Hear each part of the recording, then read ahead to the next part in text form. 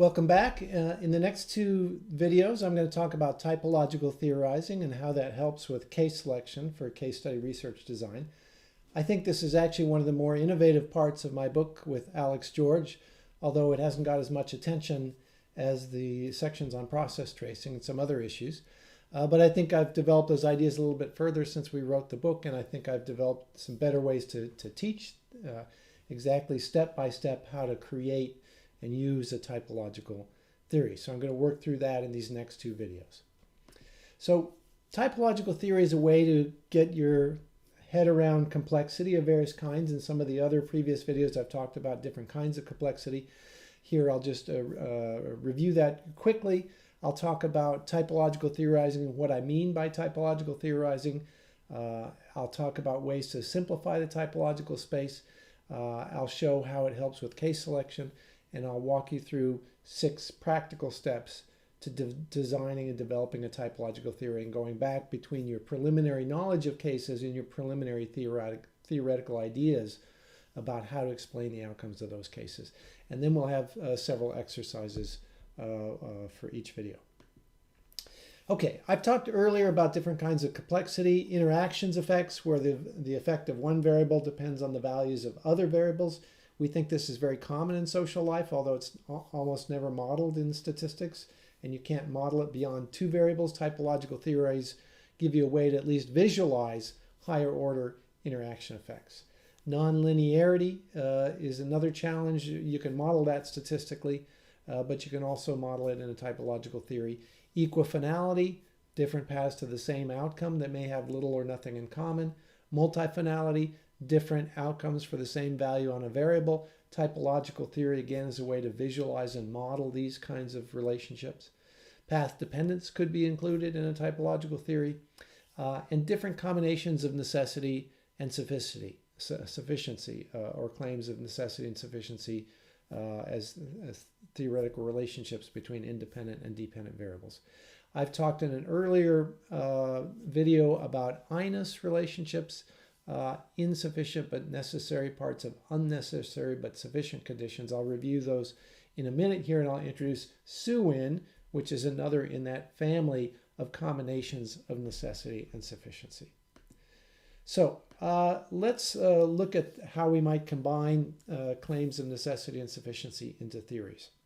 A necessary condition claim with a conjunction is that 2 things, A and B, are necessary for Y. And in logic, they just use this star figure for and. We could also have family resemblance relations where there are substitutable features, A or B or C leads to Y. And in logic, they use this little cross or plus sign for or. You would think that that would mean and, but here it actually means or. So A or B or C leads to Y. Now, we can have all kinds of combinations of ands and ors in our theories about how variables relate to outcomes. So here is a schematic showing Theta Skocpol's theory in her famous book about social revolutions. And this is a simplification, but basically the argument is this. If you have a certain type of agrarian class structures, or you have certain patterns of local politics, though either one of those will lead to an agrarian revolt. If you have a dominant class structure or an agrarian economy or international pressures, those will lead to a state crisis.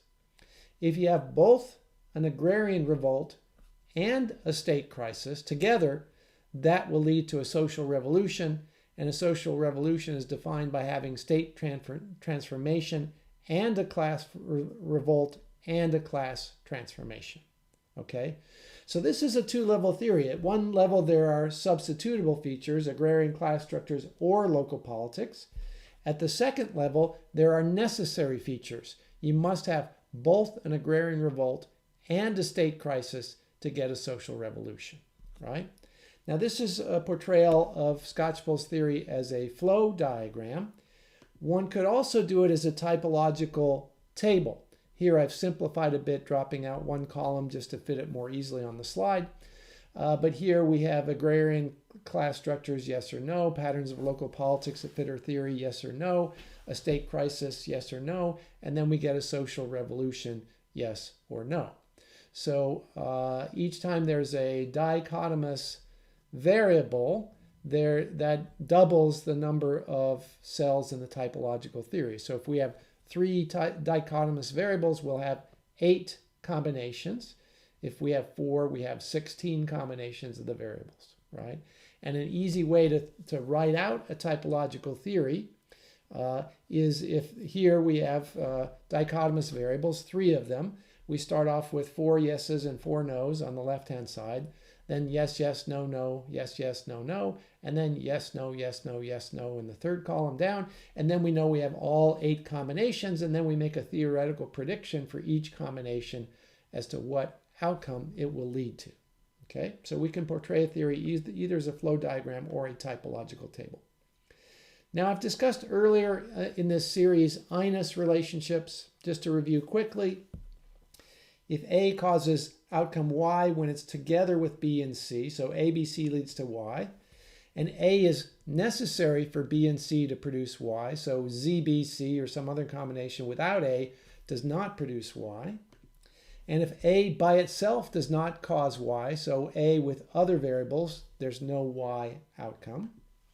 And if there are other combinations or conjunctions different from A, B, C that also cause Y, like D, E, F causes Y, then A is insufficient. It doesn't always cause Y by itself, but it's a necessary part of a combination of variables, A, B, C. But A, B, C is unnecessary for outcome Y. But every time we see A, B, C, we also see Y, so A, B, C is sufficient for Y. So A is an INUS variable. It's insufficient but necessary part of an unnecessary but sufficient condition or conjunction or combination that leads to Y. Okay? Now this is just one of a family of different kinds of relationships involving logical ands and ors. Let me give you another one from this family, a SUIN relationship. SUIN is something that's sufficient but unnecessary part of an insufficient but necessary condition. Okay, here's an example. From the musical Fiddler on the Roof, it's a musical about Jewish families in a small village in Tsarist Russia. And in this village, there's a matchmaker who decides who would be a proper match for young women to marry. And in the musical, the young woman in the family is singing about what kind of person would be an ideal match for her. And I'm not going to sing it for you. I'm not a great singer. But the lyric is, for mother, make him a scholar. For father, make him rich as a king. For me, I wouldn't holler. I wouldn't yell or complain if he were as handsome as anything. Okay? Now, we could model this as a SUIN relationship. There might be 2 different ways that you could be a scholar, 2 substitutable ways to be a scholar. If you have a PhD or you have a peer-reviewed article in a good journal, you can call yourself a scholar. There may be different ways to be rich. You could own land, or you could be a capitalist and own the means of production. Either way, you are rich. And there may be many different ways to be handsome. You could have a really nice smile, really great eyes, great nose, whatever else. There's lots of substitutable features for being handsome. But you need to have all 3. You need to be a scholar and rich and handsome in order for there to be a happy match where everybody in the family is happy, right? So that's a SUIN relationship. So the point is you could have all kinds of these combinations, ands or ors, SUIN, INUS, UNUS, whatever you want. You can make your theory as complicated as you want in that way. And a typological theory can still accommodate and portray visually all these kinds of combinations, right? So, as I said, typological theories can encompass INUS relationships, ands, ors, any kind of complexity that you want. And here we talk about cases as configurations or combinations of variables or types, right? So we're thinking about them a little bit more holistically and thinking about possible high-order interactions among the different variables that constitute a type, right? So a high on one variable, low on another, medium on a third, that would be one type or one combination. High, high, high would be another one. Low, low, low would be another one, and so on, right? So, in principle, a typological theory outlines all of the possible combinations of the independent variables, and then it theorizes about what outcomes should be expected for every combination of those independent variables. Now, I say in principle because rarely in practice do we have such strong theoretical knowledge that we have a fully complete typological theory where we have a clear prediction for every possible combination of the variables. Usually, history doesn't give us every possible combination of the variables. We may not have seen every type of case. There's a lot of complexity. There may be even more variables than we can accommodate even in a typological theory, which may have a fairly high number of variables. And so a perfect typological theory is rare if it exists at all. But I would say even an imperfect one can really help us understand complicated relationships and can help us with case selection for our case study research. So typological theories often simplify, at least when you're visually representing them, by using dichotomous variables, high or low, or maybe trichotomous variables, high, medium, low, and typically they use nominal variables, but you could use more gradations, high, medium, low, low. You can use as many gradations as you want, but each time you add a gradation, you're adding a lot more combinations or types or cells to your typological theory, and you're adding a lot of complexity. So often we simplify a lot when we're developing just the visual representation of the theory. Okay, so that's a brief introduction.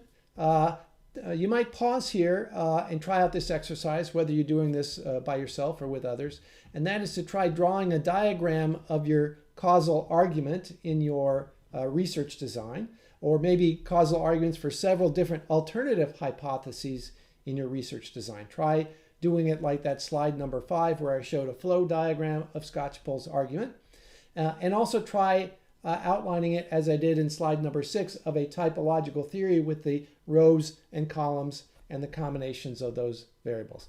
So just try that out as an exercise. The next video will go into 6 steps of building a typological theory. I think after that you'll find it much easier to build a typological theory, but I want you to at least try it out here before even going on to that next video to see if you can make some headway. So give that a try, and then you can start up with the next video.